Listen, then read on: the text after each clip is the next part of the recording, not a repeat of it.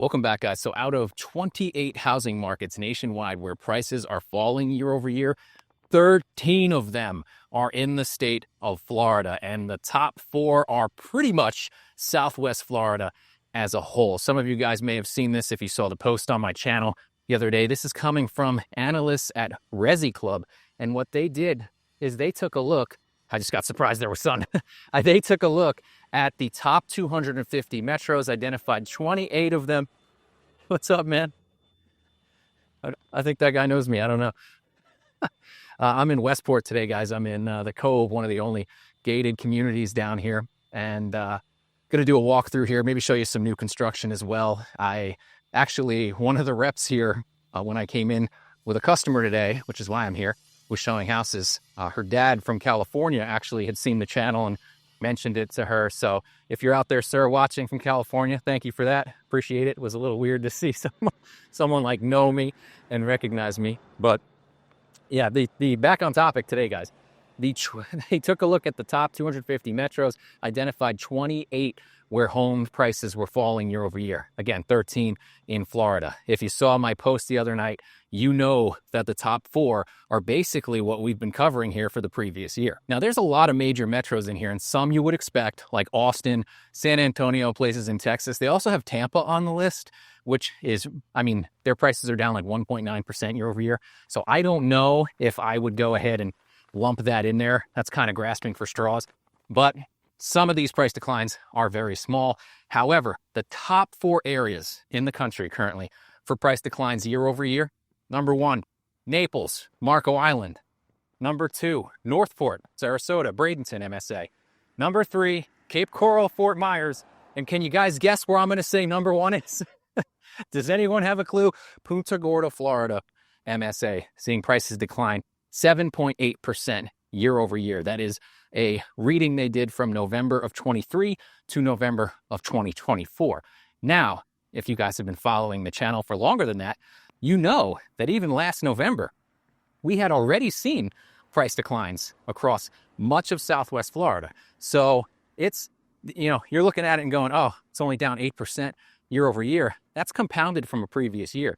As we've discussed before, these things are much larger if you look at them from peak to trough, which I tend to do on the channel. But it was interesting to see this. So I mentioned that there's 13 locations in Florida. Obviously only told you about 4, mine in Southwest Florida, but they're the top 4. If you want to see all of the data, I did post it in my community section.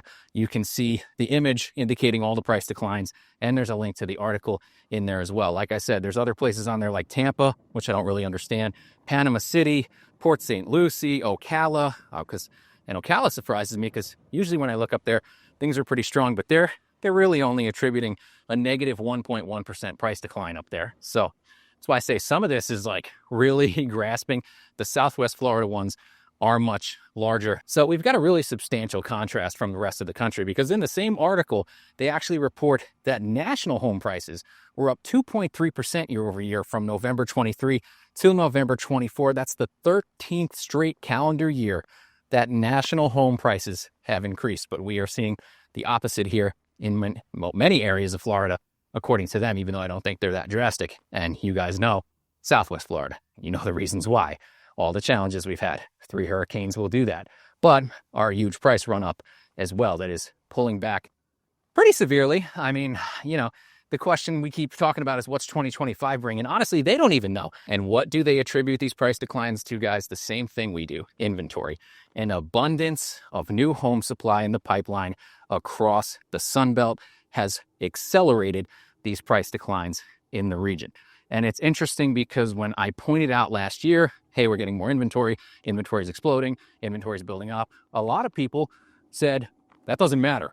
Inventory going up doesn't mean prices come down. Mortgage rates going up don't mean prices come down. And for a lot of the country, unfortunately, there's just not an inventory buildup like there is here. And mortgage rates don't seem to affect that when there's no supply. But when it's here and we have this level of housing available, yeah, that affects prices.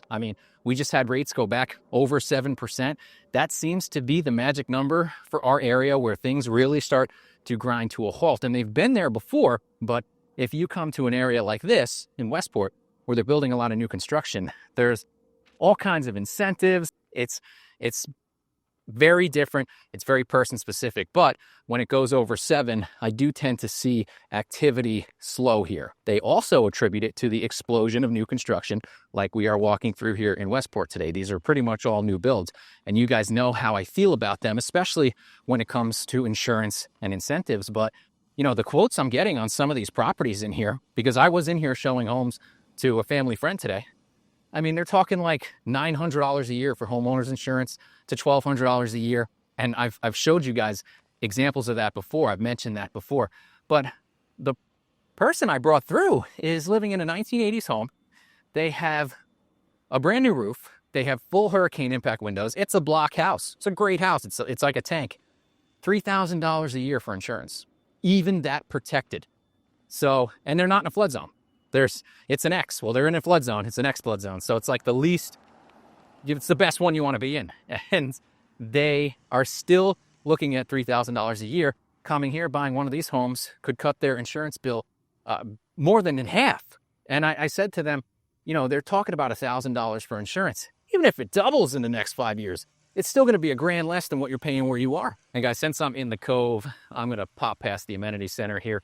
The Cove in Westport is one of the rare locations where you actually have a gated HOA community. Most of the rest of Westport is open, does not provide you a pool or amenity center like this location does. You have a higher HOA, you have a CDD anywhere in the Cove, but it is one of the only places where you can get this in this area. Mostly the other areas of Westport, you can use the community center, has a community pool, community parks, things like that, which you still have access to here in the Cove, but you do get the dedicated clubhouse. You got pickleball courts, you got bocce ball courts. So the pool, it's heated. It's kind of cool. And it's not hard to see when you get all these amenities and the insurance is cheaper, it kind of offsets for my specific customer, at least. It's going to offset them leaving a single family home for the 80s and coming here, even with the additional, I mean, just the insurance difference is going to make up the CDD a year. You know what I'm saying, guys? They're paying $3,000. They're looking at $1,200 in insurance here. The CDD on the villa they're looking at is $1,600. You're basically break even point at that point. So that's kind of been my stance on everything. You guys know how I feel about the new construction. To me, it's a no-brainer, depending on location and things like that.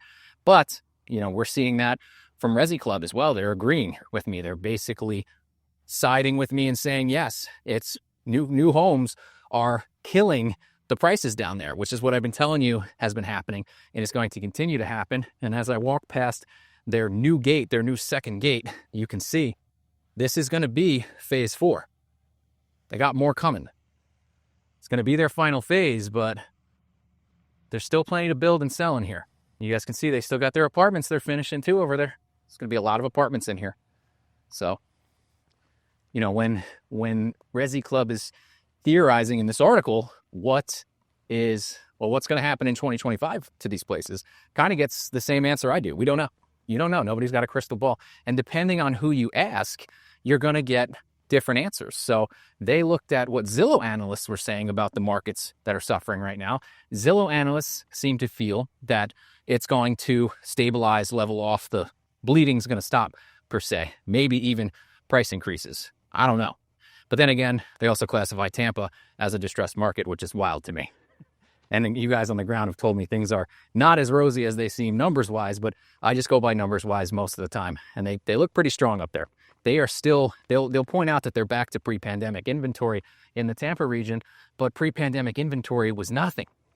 Like, it's still a seller's market. So I don't know. I think that's a bit of a stretch. Makes me wonder if it's a stretch for their Austin stats as well. But when they ask Zillow, that's what Zillow says. It's probably going to stop. It's going to be stable. When they look at what Moody's analyst is saying, they have a different take. They think that price declines are going to continue. So no one really knows. We're going to see how it shakes out. We're going to see what 2025 brings. And we're kicking it off. We're ready to go. But as I've continuously stressed, all comes down to inventory, guys. It's all going to come down to inventory. Don't let anybody tell you that inventory buildup doesn't matter, because we're seeing that it does now. We're seeing that it does. So guys, you can see we're right through the gate here. Landscapers are hard at work. I'm gonna take you through this model from D.R. Horton. This is a Cali model. It's 3 beds with a den, 2-car garage, 2 baths, 1,800 square feet, sitting at about mid 300s. All right, guys, you've seen me do these walkthroughs before. You know I like to speed through them. I'm going to do this one a little differently, thanks to a couple of requests from people on the channel. They said, could you slow your roll on some of the walkthroughs? So we're going to take our time with this one. As we come in the entryway here, you can see you have 2 guest bedrooms right there. This is your guest bath. Normally that would be a shower back there, guys, but it has to be handicap accessible because this is a model, and you know, that's just the regulations. So as you come out of this area, you have a nice elongated hallway. Your garage entrance is on the right. Obviously, you have your laundry here on the left. I kind of like this little bumped out area. It gives its own sense of privacy in a sense. You have what I would consider another bedroom. I don't know if they're considering this the den, but there does look to be a closet in here. But you're kind of away from the rest of the home. Like, you're not bothering anyone in the primary bedroom or your guest suites or in the living area. I think it's kind of cool that it's secluded like that. You have a standard island, nice sized pantry over in the corner. This is obviously open concept, so you can see pretty much the entire living area. You have your dining area right there, as you can see. And it's got, I like the shape of it. I like how it's almost got a little cutout for the living area over there. I feel like you could do a lot of things. They have a bench on the right side here, but you could put the TV there. You could put the TV where the couch is, or how they have it set up. So it gives you a bunch of options and gives you a nice window, natural lit area there. So we'll spin you slowly. This is the entire view of the home. And we'll take you into the primary bedroom now, which is a pretty decent size. You've got 2 tables on each side. The primary bath is also a nice size. So you don't have glass doors, but you can add them pretty easily. I like the walk-in closet is pretty substantial too. I don't know if it works for everybody. I know some people will say, I could probably take that whole thing up. Well, guys, you know how it is. And I'll take you back through the primary and one more time through the living area just to show you the lanai. You get a little bit of a screened-in section here just in case you want to take advantage of the outside. So that's what I got for today, guys. If you like this video, give me a like, share, subscribe, and I'll see you next time.